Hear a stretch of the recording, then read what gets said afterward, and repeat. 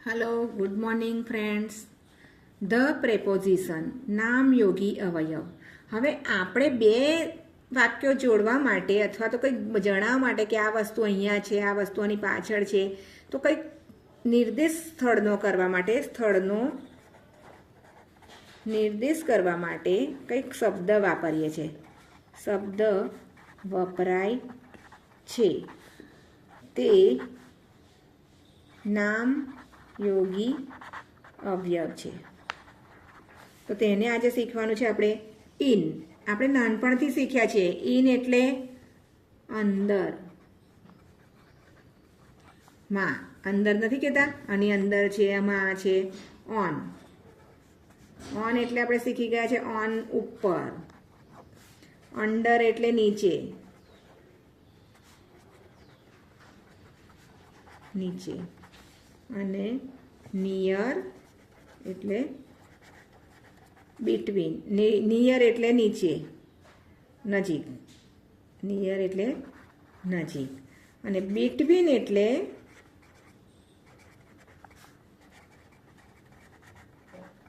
ની વચ્ચે. બે જણ બેઠા હોય ને વચ્ચેની વ્યક્તિ બતાવી હોય તો બિટવીન થશે. In front of, in front of એટલે ની આગળ. બિહાઇન્ડ, ની પાછળ. અને નેક્સ્ટ ટુ એટલે ની પછી,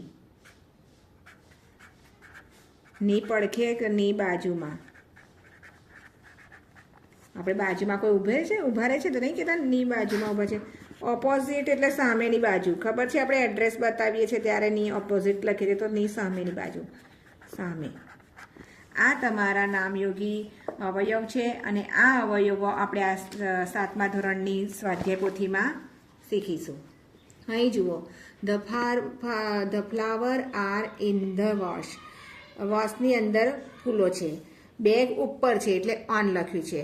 બોલ નીચે છે એટલે અંડર લખ્યું છે. માણસ જોડે ઊભો છે નજીક એટલે નિયર લખ્યું છે.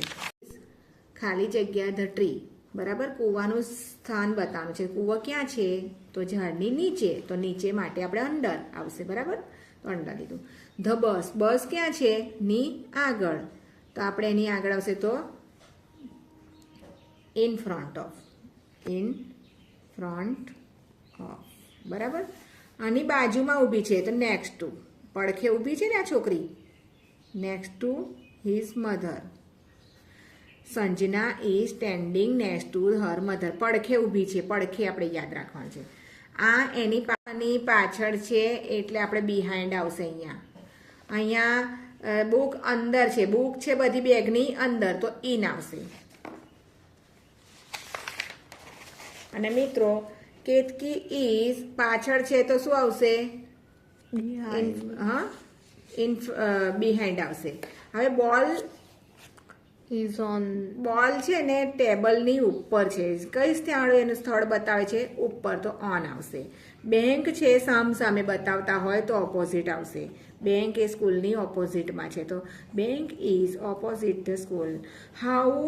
ઓકે મિત્રો, આ પ્રેપોઝિશનમાં તમને કંઈક ખબર ના પડી હોય તો કોમેન્ટ બોક્સમાં જણાવજો. અને મારા બધા વિડીયો જોજો અને લાઈક કરજો અને સબસ્ક્રાઈબ કરવાનું ભૂલતા નહીં. Thank you.